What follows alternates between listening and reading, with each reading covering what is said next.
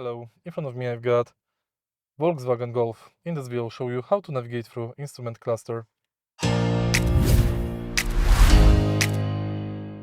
the beginning, take a look at the right side of the instrument cluster on the steering wheel. Right here we've got this panel.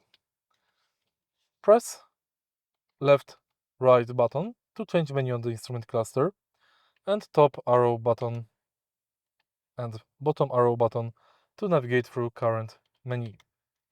Now let's take a look at the instrument cluster and what we can find here.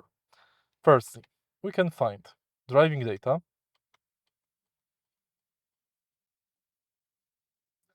vehicle status,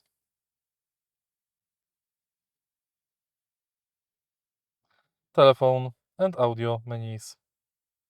Also we can find odometer and trip info. If you found this video helpful, please leave like, comment and subscribe.